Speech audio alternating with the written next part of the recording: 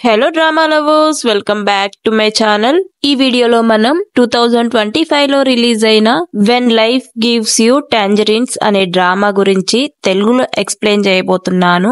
ఈ drama Aesun ఇంకా గ్వాన్సిక్ చుట్టే తిరుగుతుంది. వీళ్ళ చిన్నతనం నుంచి ఎదుర్కొన్న కష్టాల గురించి, అలాగే వీళ్ళిద్దరూ ఎలా పెళ్లి చేసుకున్నారు అనే దాని గురించి స్టోరీ ఉంటుంది.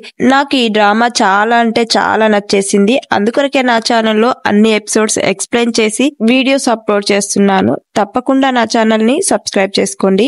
మనకు ఎపిసోడ్ స్టార్టింగ్ లో ఒక ఓల్డ్ ఏజ్ హోమ్ చూపిస్తూ ఉంటారు. అందులో ఉన్న ముసలి వాళ్ళందరూ డ్రాయింగ్ వేస్తూ ఉంటారు. ఒక వైట్ పేపర్ మీద బ్లూ కలర్ స్కెచ్ తో సముద్రాన్ని డ్రా చేస్తుంది కదా, తన పేరే యేసున్. తనే ఈ డ్రామాలో మెయిన్ లీడ్ గా యాక్ట్ చేసింది. అయితే మనకు స్టోరీ 1960 నుంచి స్టార్ట్ అవుతుంది. యేసున్ ఒక సముద్రపు ఒడ్డుకు వచ్చి వాళ్ళ మమ్మీని గుర్తుకు తెచ్చుకుంటూ ఉంటుంది. యేసున్ వాళ్ళ అమ్మ సముద్రం లోపలికి దిగి చేపలు, నత్తలు ఇవన్నీ పట్టేదన్నమాట. అవి గుర్తుకు తెచ్చుకొని అమ్మ అమ్మ అని గట్టిగా అరుస్తూ సముద్రం వైపు చూస్తూ ఏడుస్తూ తన గతాన్ని తలుచుకుంటూ ఉంటుంది. ఫ్లాష్ బ్యాక్ లోకి వెళ్తే యేసున్ సముద్ర ఒడ్డు పైన వాళ్ళ అమ్మను గట్టిగా పిలుస్తూ ఉంటుంది. త్వరగా సముద్రంలో నుంచి బయటికి రా అమ్మ అని అరుస్తూ ఉంటుంది. యేసుని చూసిన వాళ్ళ మదర్ అక్కడే ఉండు సముద్రానికి దూరంగా అంటూ సైగ చేస్తూ ఉంటుంది. ఆ విలేజ్ లో ఉన్న ఆడవాళ్ళందరూ సముద్రంలోకి దిగి నాచు, నత్తలు, క్రాప్స్ ఇవన్నీ పట్టి అమ్మేసి వాళ్ళ జీవనం సాగించుకుంటూ ఉంటారు. అయితే ఆ సముద్రంలోకి దిగిన ఆడవాళ్ళందరూ ఒడ్డుకు వచ్చేసి వాళ్లకు ఏమేమి దొరికి ఉన్నాయా అని పక్కకు వేసుకొని లెక్కేసుకుంటూ ఉంటారు. కానీ యేసున్ వాళ్ళ మమ్మీ ఇంకా సముద్రం లోపలే ఉండి చేపలు పడుతూ ఉంటుంది. ఇక అదే టైంలో ఒడ్డుకు వచ్చేసిన ఆడవాళ్ళందరూ యేసున్ని కొంచెం ఆట పట్టిస్తూ ఉంటారు. నీకోసం వచ్చిన క్వాన్సిక్ బుగ్గలు చూడు ఎలా ఎర్రపడ్డాయో అని నవ్వుతూ ఉంటారు. దాంతో యేసున్ క్వాన్సిక్ దగ్గరికి వెళ్లి నీ బుగ్గలెందుకు ఎర్రపడ్డాయి, రోజు ఏమైనా చెంపదెబ్బలు తింటున్నావా, అయినా నా వెనకాల ఎందుకు వస్తున్నావు అని క్వాన్సిక్ చేతిలో ఉన్న బుట్టను పక్కకు విసిరేసి వచ్చి ఒడ్డున కూర్చొని వాళ్ళ మమ్మీని పిలుస్తూ ఉంటుంది. ఒడ్డుకు వచ్చిన యేసున్ వాళ్ళ మదర్ తను కలెక్ట్ చేసిన చేపలన్నీ సపరేట్ చేస్తూ ఉంటుంది. అప్పుడే అక్కడున్న ఆడవాళ్ళందరూ ఆశ ఉండాలి గాని అత్యాశ ఉండకూడదు, ఇంతసేపు సముద్రం లోపల ఉంటే నీ ఊపిరితిత్తులు ఖరాబయ్యి నువ్వు తొందరగా చనిపోతావు, రేపటి రోజున నువ్వు మంచాన పడితే నిన్ను ఎవరు చూసుకుంటారు అని తిడుతూ ఉంటారు. అక్కడే ఉన్న క్వాన్సిక్ ఆడవాళ్ళందరూ కలెక్ట్ చేసిన చేపల్ని ఎవరేమి తెచ్చారా అని రాసుకుంటూ ఉంటారు. అంటే ఆడవాళ్లు కలెక్ట్ చేసిన చేపలన్నీ క్వాన్సిక్ వాళ్లే తీసుకొని మార్కెట్ లో అమ్ముతారనమాట. అక్కడున్న ఆడవాళ్ళందరూ నువ్వు క్వాన్సిక్ ని పెళ్లి చేసుకో, రేపటి రోజున ఈ జేజు ఐలాండ్ ని నువ్వే వెళ్తావని యేసున్ ని అంటూ ఉంటారు. దానికి యేసున్ నేను ఈ జేజు ఐలాండ్ లో ఉన్న వాడిని చేసుకోను, సియోన్ లో ఉన్న వాడిని చేసుకుంటాను అని అంటూ ఉంటుంది. ఇక యేసున్ వాళ్ళ మదర్ అక్కడి నుంచి ఇంటికి వచ్చేస్తారు. ఇంటికి వచ్చాక యేసున్ వాళ్ళ మదర్ తో నాకు బదులుగా నువ్వు నత్తగుల్లల్నే కనాల్సింది, నీకు మాకంటే ఎక్కువ అవే ఇంపార్టెంట్ గా అని తిడుతూ ఉంటుంది. స్కూల్లో నేను కవితలు రాసినందుకు నాకు 2వ బహుమతి వచ్చింది, అయినా నీకు దాని గురించి అవసరం లేదు, నాకన్నా నీకు చేపలే ఎక్కువ ఇంపార్టెంట్ కదా అని యేసున్ అంటూ ఉంటుంది. దానికి యేసున్ వాళ్ళ మదర్ నువ్వు కవితలెందుకు రాసావు, నువ్వు రాసిన కవితలతో చేపలేం పట్టలేం కదా, ముందు మీ నానమ్మ దగ్గరికి వెళ్లి నిన్ను స్కూల్ మానిపించొద్దని చెప్పు అని అంటూ ఉంటుంది. దాంతో యేసున్ నేను ఇక్కడే తిని వెళ్తాను, నన్ను ఆ ఇంట్లో సరిగ్గా చూసుకోవట్లేదు, నాకు చేపలు కూడా పెట్టట్లేదు అని అంటూ ఉంటుంది. దానికి యేసున్ వాళ్ళ మదర్ వాళ్ళని ఎలా మచ్చిక చేసుకోవాలో తెలుసుకో, నీ ఫుడ్ నువ్వే సంపాదించుకోవాలి, ఓ ఫ్యామిలీ ఎవరింట్లో పడితే వాళ్ళ ఇంట్లో తినకూడదు, వెళ్లి అక్కడే తిను అంటూ ఉంటుంది. దానికి యేసున్ నాకు చేపలు పెట్టనందుకు కూడా బాధ లేదు, చిన్నాన్న కొడుకు కన్నా నాకే ఎక్కువ మార్కులు వస్తున్నాయని వాళ్ళు నన్ను తిడుతూ ఉన్నారు, తినేటప్పుడే అంటూ ఉంటే నాకు నోట్లో ముద్ద దిగట్లేదని బాధపడుతూ ఉంటుంది. యేసున్ వాళ్ళ మదర్ యేసున్ ని కసిరిస్తూ ఎందుకు ముద్ద దిగదు, వెళ్లి వాళ్ళతో మంచిగా ఎలా ఉండాలో చూడు, మీ స్టెప్ ఫాదర్ వచ్చే టైం అయింది, ఇక్కడ తినొద్దు, నువ్వు వెళ్లి అక్కడే తినాలి అని అంటూ ఉంటుంది. అప్పుడే యేసున్ వాళ్ళ స్టెప్ ఫాదర్ ఇంట్లోకి వస్తూ యేసున్ ఎప్పుడు వచ్చావు, మధ్యాహ్నం తినేదాకా ఉంటావు కదా అని అడుగుతూ ఉంటాడు. దానికి యేసున్ లేదు లేదు నేను ఇక్కడ తినట్లేదు వెళ్తున్నానని చెప్పి బాధపడుతూ యేసున్ అక్కడి నుంచి వెళ్ళిపోతూ ఉంటుంది. ఇక యేసున్ ని చూసిన వాళ్ళ మదర్ మదర్ కూడా కొంచెం బాధపడుతూ ఉంటుంది. ఇక అదే రోజు నైట్ యేసున్ వాళ్ళ స్టెప్ ఫాదర్ యేసున్ రాసిన కవితని చదువుతూ, నువ్వు యేసున్ని ఎందుకు ఊరికే కసిరిచ్చి పంపుతున్నావు, తనను కూడా మనతో పాటు ఉంచుకుంటే హ్యాపీగా ఉంటుంది కదా అని అంటూ ఉంటాడు. దానికి యేసున్ వాళ్ళ మదర్,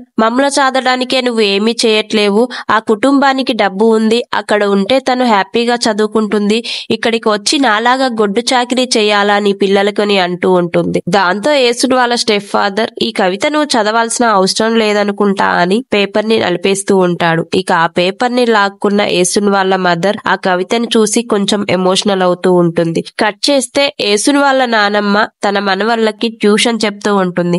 యేసున్ మాత్రం కిచెన్ లో పనిచేస్తూ ఉంటుంది.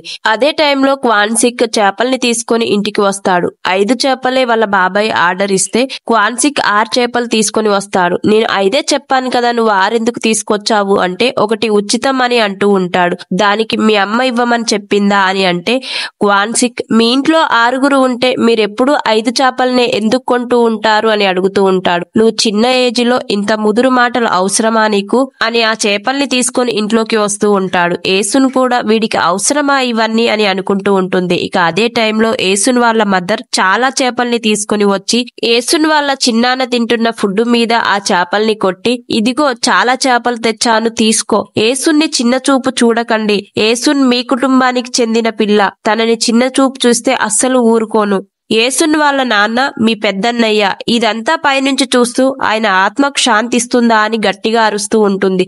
దాంతో యేసున్ వాళ్ళ చిన్నాన్న, మా అన్న నీ వల్లనే అర్ధాయుష్లో చనిపోయాడు, నీకెంత ధైర్యం ఉంటే ఇక్కడికి వచ్చి మాట్లాడుతున్నావని అంటూ ఉంటుంది. దానికి యేసున్ వాళ్ళ మదర్, అర్ధాయుష్లో చనిపోయిన మీ అన్న గురించి కాదు బాధపడాల్సింది, చిన్న వయసులో తన తండ్రిని కోల్పోయిన యేసున్ గురించి ఇప్పుడు మీరు దిగులు పడాలి, అయినా నా కూతురు ఇక్కడ ఉండదు, నాతో పాటు తీసుకెళ్లిపోతున్నా అనేసి యేసున్ని అక్కడి నుంచి తీసుకెళ్లిపోతూ ఉంటుంది. యేసున్ వాళ్ళ అమ్మ సముద్రం ఒడ్డి వైపు నుంచి నడుచుకుంటూ వాళ్ళ ఇంటికి వెళ్తూ ఉంటారు. ఇక అదే టైంలో యేసున్ వాళ్ళ అమ్మతో, చిన్నాన్న నాకు చేపలు పెట్టకపోవడం మంచిదైంది, లేకపోతే నువ్వు నన్ను తీసుకువెళ్లేదానివి కాదు, అందుకొరకే కదా నన్ను తీసుకువెళ్తున్నావని అంటూ ఉంటుంది. ఇక యేసున్ వాళ్ళ అమ్మ యేసున్తో, నువ్వు త్వరగా పెద్దయ్యి బాగా చదువుకొని నాకు రోజుకి 100 వాన్లు సంపాదించి పెట్టు అని అంటూ ఉంటుంది.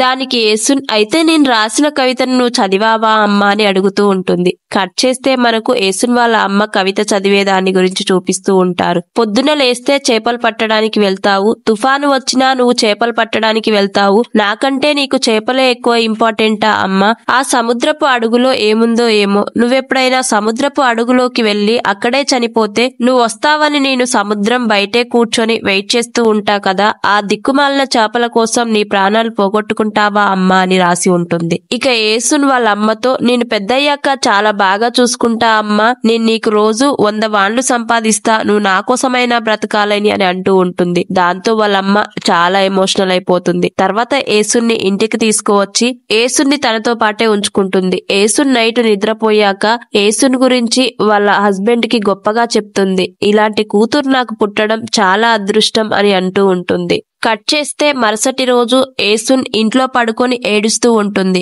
అయితే యేసున్ ఎందుకు ఏడుస్తుందా అంటే, స్కూల్లో అందరూ యేసునే ప్రెసిడెంట్ అవ్వాలని ఎన్నుకుంటారు, కానీ ఆ స్కూల్ ప్రిన్సిపల్ యేసున్ని వైస్ ప్రెసిడెంట్ చేస్తాడు, నాకు 2nd ర్యాంక్ లో ఉండడం ఇష్టం లేదని ఏడుస్తూ ఉంటుంది. ఇదే విషయం గురించి క్వాన్సిక్ కూడా వాళ్ళ మదర్ తో చెప్తూ ఉంటాడు. యేసునికి 37 మార్కులు, ప్రెసిడెంట్ అయిన అమ్మాయికి 26 మార్కులే వచ్చాయి, అయినా తననే ప్రెసిడెంట్ చేశారని చెప్పి ఉంటాడు. ఇక ఈ మాటలు విన్న యేసున్ వాళ్ళ మమ్మీ స్కూల్ దగ్గరికి వెళ్లి ప్రిన్సిపల్ తో మాట్లాడాలని నిర్ణయించుకుంటుంది. కట్ చేస్తే యేసున్ వాళ్ళ అమ్మ యేసున్ వాళ్ళ పిన్ని దగ్గరికి వెళ్లి పొలం పనులు చేస్తూ ఉంటుంది. నేను నీకు గొడ్డులాగా పనిచేసి పెడతాను, నాకు కొంచెం సహాయం చెయ్యి అని అంటూ ఉంటుంది.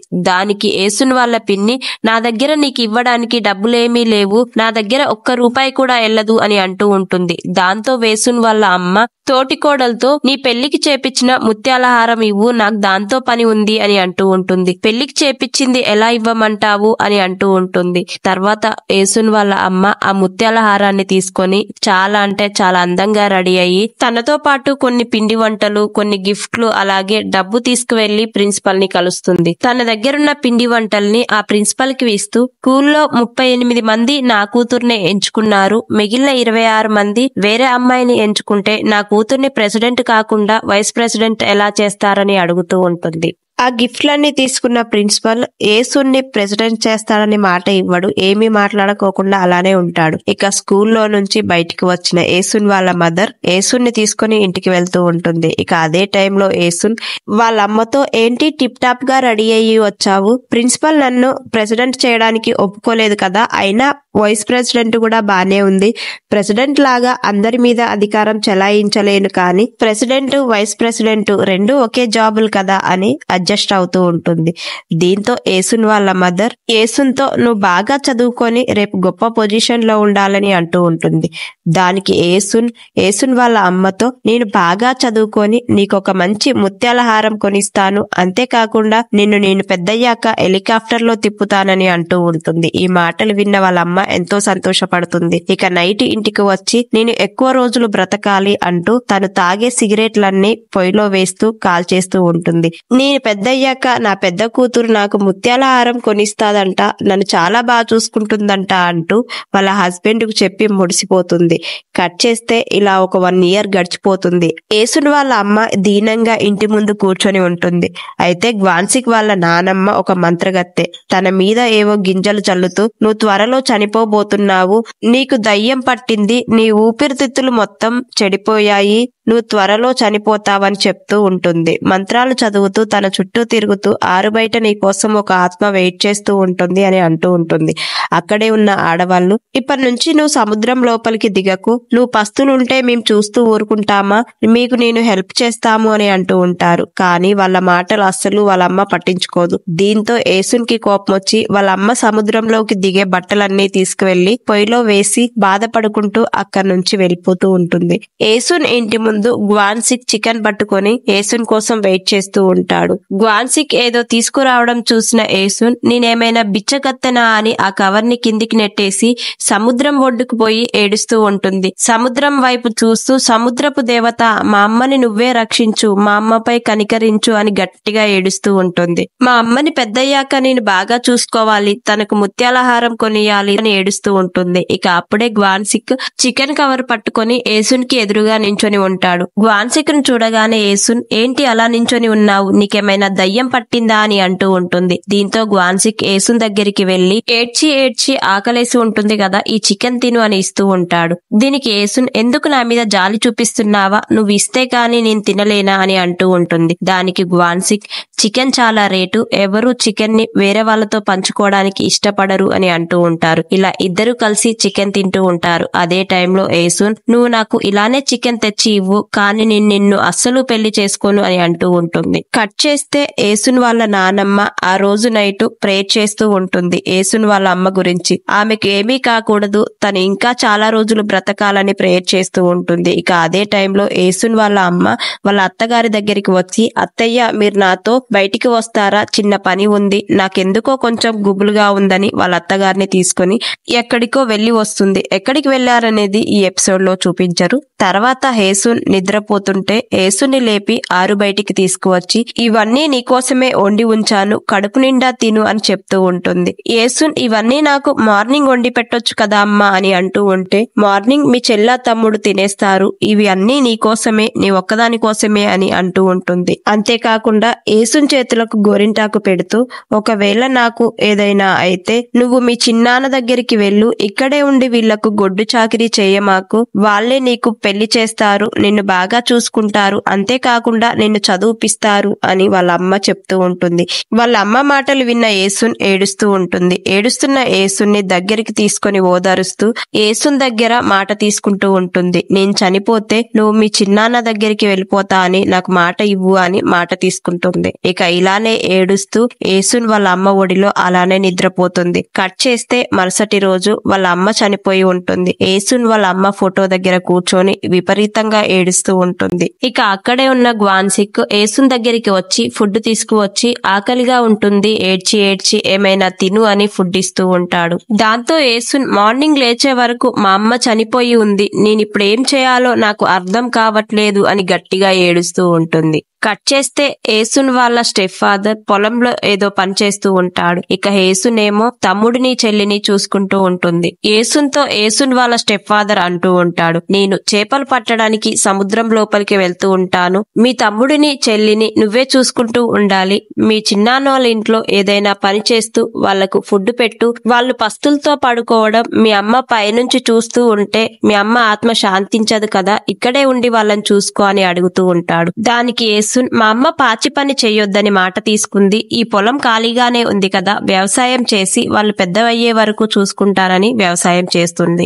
ఏసున్ ఆ పొలాన్ని బాగు చేసి అందులో క్యాబేజీ తోటను వేస్తూ ఉంటుంది. అప్పుడప్పుడు గ్వాన్సిక్ కూడా వచ్చి ఏసున్ కి హెల్ప్ చేస్తూ ఉంటాడు. ఇక పంట చేతికి వచ్చాక ఏసున్ వాళ్ళ చిన్నాన్న ఇంటికి వెళ్ళిపోతా అంటూ ఉంటే ఏదో ఒక కారణం చెప్పి వాళ్ళ స్టెప్ ఫాదర్ ఆపుతూ ఉంటాడు. ఇక ఏసున్ కి వాళ్ళ స్టెప్ ఫాదర్ చెప్పే మాటలన్నీ విని విని విసుకొచ్చేసి ఒకరోజు తన బట్టలన్నీ సదురుకుంటూ ఉంటుంది. ఇక దాంతో వాళ్ళ స్టెప్ ఫాదర్, నువ్వు పెద్దయ్యాక నిన్ను సియోల్ కి పంపిస్తాను, కాలేజీలో చదువుపిచ్చి మంచి ఉద్యోగం వచ్చేటట్టు చేస్తాను, నేను మంచిగా చదువుపించకోకుండా వదిలేస్తే మీ అమ్మ దయ్యమై నన్ను పీడిస్తూ ఉంటుంది, అంతేకాకుండా మీ అమ్మ ఆత్మ శాంతించదు అని మళ్ళీ ఏసున్ వెళ్లిపోకోకుండా ఆపుతూ ఉంటాడు. కట్ చేస్తే మనకు మార్కెట్ ని చూపిస్తూ ఉంటారు. మార్కెట్ లో పండించిన క్యాబేజీలన్నిటిని కూర్చొని అమ్ముతూ ఉంటారు. హేసున్ ఆ క్యాబేజీల దగ్గర ఊరికే ముఖానికి బుక్కు అడ్డు పెట్టుకుని అలానే కూర్చుంటుంది, కానీ ఆ క్యాబేజీలను అస్సలు అమ్మదు. పక్కనే గ్వాన్సిక్ చేపలమ్ముతూ ఉంటాడు. క్యాబేజీల కోసం ఒక ఆమె వచ్చి క్యాబేజీ ఎంత అని అడుగుతూ ఉంటుంది. హేసున్ పక్కనే ఉన్న గ్వాన్సిక్ ఒక క్యాబేజీ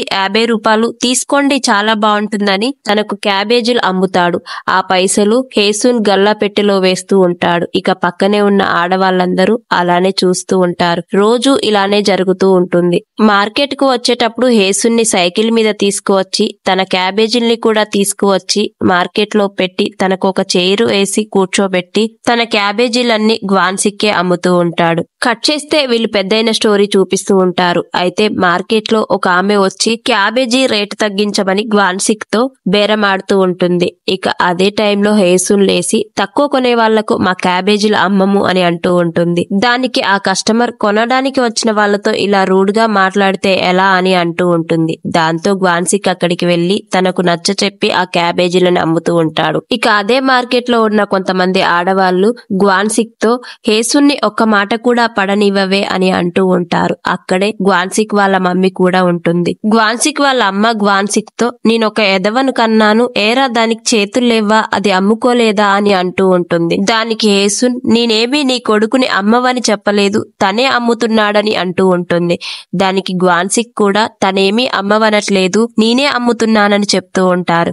ఇక అదే టైంలో గ్వాన్సిక్ వాళ్ళ నానమ్మ అక్కడికి ఒక కర్ర పట్టుకొని వస్తూ ఉంటుంది. గ్వాన్సిక్ వాళ్ళ నానమ్మని చూసిన హేసున్ అక్కడి నుంచి కంగారుగా పరిగెడుతూ ఉంటుంది. క్యాబేజీల దగ్గరికి వచ్చిన గ్వాన్సిక్ వాళ్ళ నానమ్మ ఆ క్యాబేజీలన్నిటినీ కింద పడేసి, నువ్వు నా మనవడి షాప్ దగ్గర ఎందుకు కొట్టు పెడుతున్నావే, నువ్వు మీ అమ్మ దయ్యాన్ని నీ చుట్టూ తిప్పుకొని నా మనవన్ని ఒళ్ళో వేసుకుంటున్నావు, ఇంకోసారి ఈడ షాప్ పెడితే ఊరుకోను అని తిడుతూ ఉంటుంది. దానికి హేసున్, మా అమ్మని దయ్యం అంటావా, నువ్వే పెద్ద దయ్యానివి అంటూ అక్కడి నుంచి పారిపోతూ ఉంటుంది. ఇక్కడితో ఈ ఎపిసోడ్ ఎండ్ అయిపోతుంది ఫ్రెండ్స్. తర్వాత ఏం జరిగి ఉంటుంది అనేది మరొక ఎపిసోడ్ లో తెలుసుకుందాం. వీడియో నచ్చితే లైక్ చేయండి, షేర్ చేయండి, సబ్స్క్రైబ్ చేయడం మాత్రం మర్చిపోకండి. Thank you for watching.